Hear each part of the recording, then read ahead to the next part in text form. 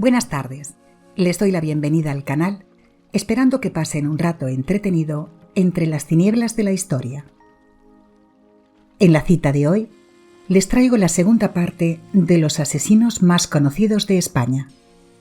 Así que espero que disfruten de una tarde de sofá con una luz tenue y relajante y un té de su gusto.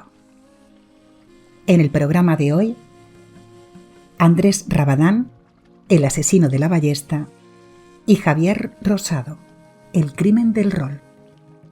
Bienvenidos al Rincón de las Historias. Audiomisterios.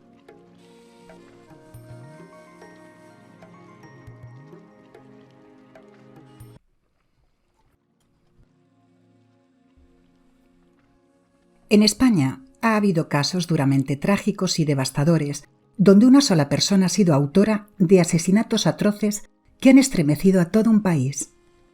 Por eso, en esta ocasión, vamos a conocer y analizar a los asesinos más conocidos de España.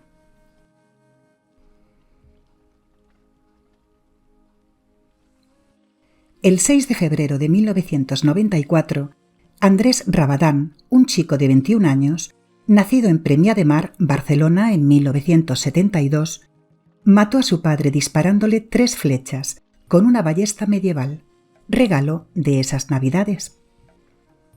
Asesinato que ocurrió en una población del Maresme, en Barcelona. Además de haber provocado el descarrilamiento de varios trenes de la comarca del Maresme. Andrés se acercaba a un lugar determinado de las vías, generalmente entre dos pueblos, y alejado de miradas de los vecinos, daba 2 vueltas de rosca a uno de los tornillos y se iba. Y al día siguiente volvía a seguir desenroscando el mismo tornillo. De esta forma, no pasaba mucho rato y evitaba que alguien lo pudiera ver.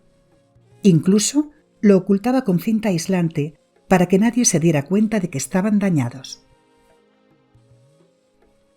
En marzo de 1995, en sus declaraciones ante el juez, Andrés Rabadán dijo no saber por qué lo hacía, que tan solo tenía en la cabeza que todo el mundo estaba en su contra y que creía absolutamente que a los pasajeros no les pasaría nada porque lo tenía todo controlado. En esos meses, la policía estaba avisada por las constantes averías de las líneas de tren, además de recibir cartas anónimas que avisaban de más atentados.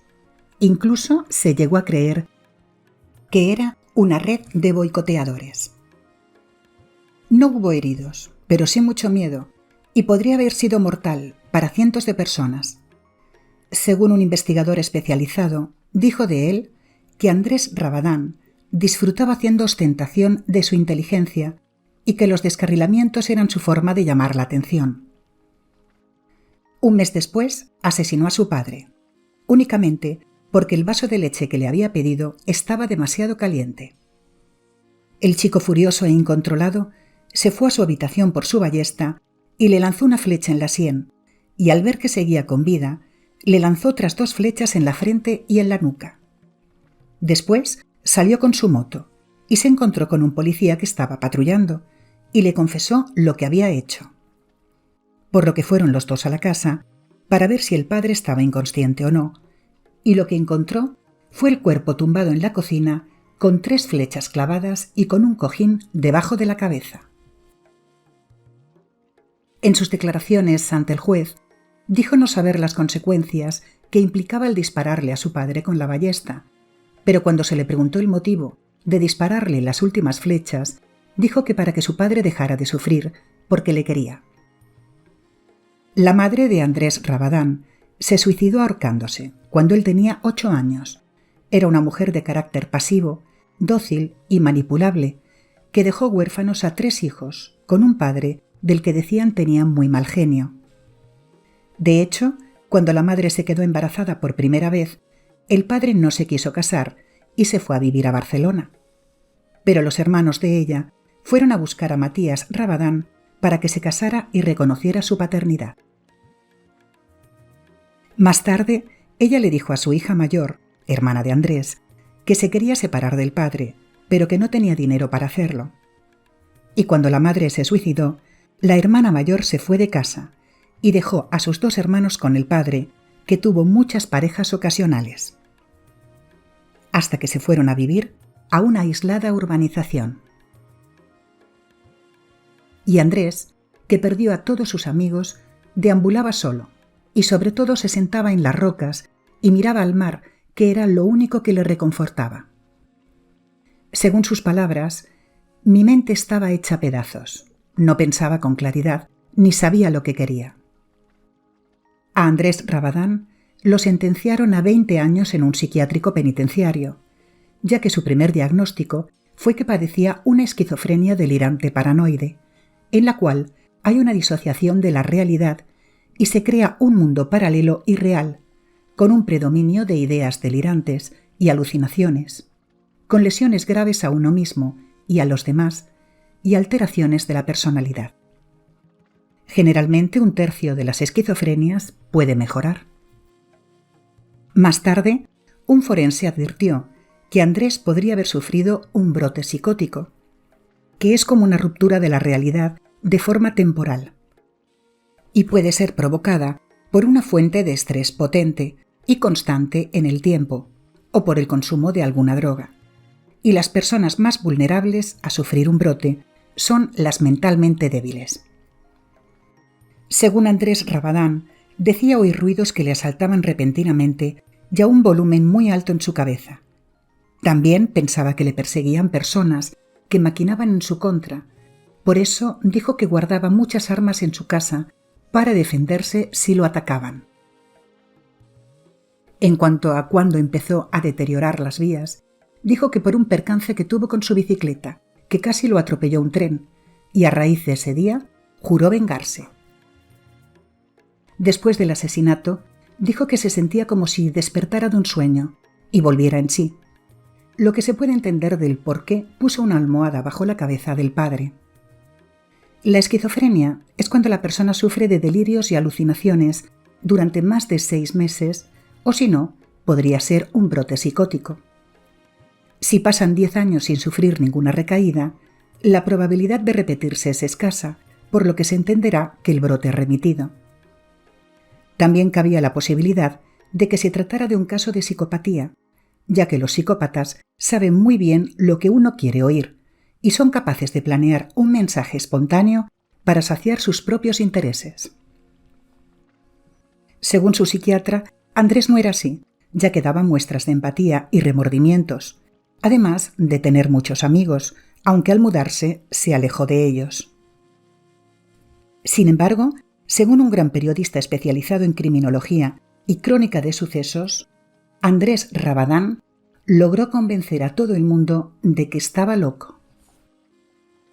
Y la diferencia de un psicótico y un psicópata es que el psicópata distingue sin problema lo que se propone hacer y aún así lleva a cabo su propósito. Andrés, en su momento, dijo que de no haber matado a su padre, hubiera cometido cualquier otra temeridad, mostrándose dudoso sobre su recuperación. Lo mismo que certificaron los psiquiatras que le trataron en la cárcel. Cumplió condena por amenazas a una enfermera de la prisión de Barcelona de Quatre Camins y en marzo del 2015 salió en libertad del Centro Penitenciario de Hombres de Barcelona, La Modelo.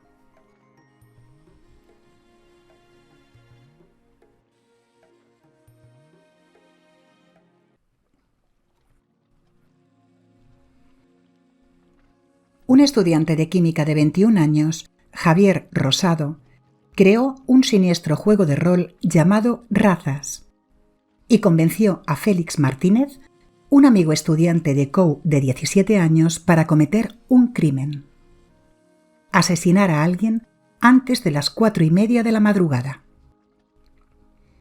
Así que salieron en busca de una víctima que en un principio querían que fuera una mujer, pero después acabaron eligiendo a un hombre de 52 años que se llamaba Carlos Moreno, un empleado de limpieza.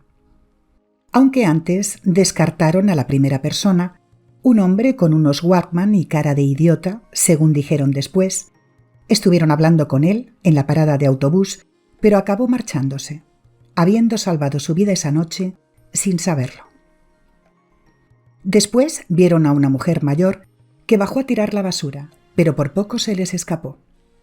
Más tarde, vieron a una mujer joven, pero la descartaron porque iba acompañada de un hombre. Las horas pasaban, y su frustración con ellas. Pero cuando el reloj diese las 4 de la madrugada, las reglas del juego permitían el cambio de víctima. Por lo que en una apartada parada de autobús, sobre las 4:15 de la madrugada, el 30 de abril de 1994, se acercaron a la parada de autobús del barrio de Hortaleza, en Madrid, de la calle Bacares, y le pidieron a Carlos Moreno todo su dinero. Sacaron sus cuchillos y lo registraron, pero él se resistió y luchó con los chicos. Era un hombre casado y con 3 hijos, bajito y rechoncho, pero de gran fortaleza. Incluso le mordió un dedo a Javier, arrancándole parte de un guante de látex e hizo que perdiese el reloj. La víctima resistió el ataque casi 20 minutos, por lo que más tarde Javier Rosado escribió en su diario: «Lo que tarda en morir un idiota». Pero ellos lo apuñalaron y lo llevaron a un parque detrás de la parada. Lo asesinaron porque pasaba por allí. Carlos, que cobraba 60.000 pesetas al mes y los días de paga regresaba en taxi, era su pequeño capricho, pero esa noche quiso ahorrárselo y volvió en el Búho, el autobús nocturno de Madrid. Había visitado a Modesta, una amiga que vivía en el barrio de Manoteras. Lo encontraron al día siguiente, en un barranco, apuñalado, despedazado y con la columna rota. Se cebaron salvajemente con él y en su bolsillo sus 60.000 pesetas de paga. Según puso en su diario Javier Rosado, serían las 4:15, a esa hora se abría la veda de los hombres. Mi compañero propuso coger un taxi, atracarle y degollarle. Rehusé el plan. Vi a un tío andar hacia la parada de autobuses. Era gordito y mayor, con cara de tonto. Se sentó en la parada. Aunque en principio se pensó en un robo, lo descartaron por la ayuda de un amigo de los chicos, que manifestó que Javier Rosado alardeaba del crimen, ya que a veces eran varios los chicos los que se reunían para jugar con Javier y Félix. El juego iba de llevar barcos a buen puerto. En otras ocasiones, de matar a una mujer ficticia, pero al final, el juego pedía que los jugadores salieran por la noche y mataran a una chica de Madrid. Por lo que los demás chicos lo tomaron como una fanfarronada de Javier Rosado, al que creían una persona engreída y pretenciosa. Pero meses después, organizó una segunda batida y quiso contar con 3 amigos más, de 17 años, Jacobo, Javier y Enrique. Pero Enrique acabó contándole al párroco de su barrio lo que les habían contado Javier y Félix sobre el asesinato de Carlos Moreno, por lo cual el cura le aconsejó al chico que se lo contase a su padre y su padre fue a denunciarlo a la policía. Además, se encontró un trozo de guante de látex y un reloj en el sitio del asesinato. Y cuando los chicos iban a salir de casa de Félix, armados con cuchillos para asesinar a otra víctima, fueron arrestados. En el registro de la habitación de Javier Rosado se encontraron más de 3.000 tomos de obras del Marqués de Sade y Adolf Hitler, muchos manuales de rol, revistas sobre temas paranormales y manuales de ocultismo, además de 15 cuchillos. A Javier Rosado lo sentenciaron a 42 años y 2 meses de prisión y a Félix Martínez a 12 años y 1 día de reclusión menor, por el atenuante de su minoría de edad, por robo, asesinato y conspiración, el 18 de febrero de 1997, y a pagar una indemnización de 25 millones de pesetas a la familia. Aunque en los diarios afirmaban que estos juegos de rol producían necrosis fulminantes en los tejidos de la cabeza y del corazón, aparte de desprecio por la realidad e ignorancia, y que promovían la psicopatía, Javier Rosado declaró no interesarle los juegos de rol, afirmando: «El rol me repugna, solo he jugado a razas, es un juego inventado por mí, en el que no interviene el azar. Por eso se juega sin datos, es un juego de estrategia. El tiempo no existe, El acto carece de importancia. Eso da igual. La persona carece de importancia. Finalmente excluyeron la responsabilidad de los juegos de rol. Javier Rosado era un asesino frío y sin arrepentimiento, ni escrúpulos, que no le influyó ningún otro factor. La muerte de Carlos Moreno fue el resultado de las ansias de matar de una persona soberbia y sin remilgos, como lo era Javier Rosado y su mayor adulador, Félix Martínez, de voluntad frágil y que le obedecía en todo. Javier Rosado Calvo nació en el año 1973 en Madrid. Era un niño enfermizo, débil, alérgico y con problemas de estómago. Un estudiante ejemplar, con una mente privilegiada y que estudiaba cuarto de química. Pero quien lo conocía bien sabía que era una persona con mucha personalidad y magnetismo. Félix Martínez Reséndiz nació en 1977, en Madrid también, estudiante de COU y provenía de una familia desestructurada en la que sus padres murieron de sida. No tenía hermanos ni cariño de nadie, por lo que cuando conoció a Javier Rosado, una tarde en el campo de fútbol del barrio de Chamartín, donde los dos vivían, se hicieron inseparables. Pasaron casi 5 años desde el asesinato hasta la sentencia del Tribunal Supremo. Javier Rosado tuvo varios permisos para comparecer a exámenes académicos y aunque en el año 2007 solicitó un tercer grado, que es el que se concede a los reclusos que demuestran un buen comportamiento en la prisión y que ya han cumplido una parte significativa de su condena, por lo que los internos tienen mayores libertades y autonomía, se le denegó ese tercer grado. Pero en marzo del 2008 se le concedió por exigencias del Código Penal. Javier Rosado se sacó 3 carreras en la cárcel y daba clases de matemáticas a los presos, por lo que le redujeron su pena. No cumplió los 42 años de condena. De hecho, no cumplió ni un tercio de los que le fueron impuestos. Y al salir, desapareció de la vida pública. Y Félix Martínez cumplió su condena y aseguran que se rehabilitó, gracias a una fundación de ayuda para presos, Horizontes Abiertos. Estudió informática y se mudó a Alemania. Estuvo viviendo en Berlín varios años y regresó a Madrid en el año 2006. No tiene propiedades a su nombre ni redes sociales, por lo que vive en el anonimato.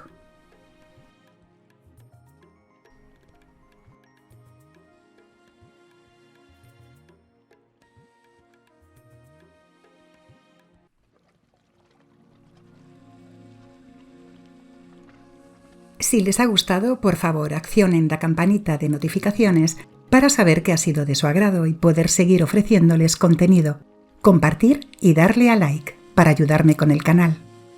Hasta la semana que viene con nuevos relatos de Audiomisterios.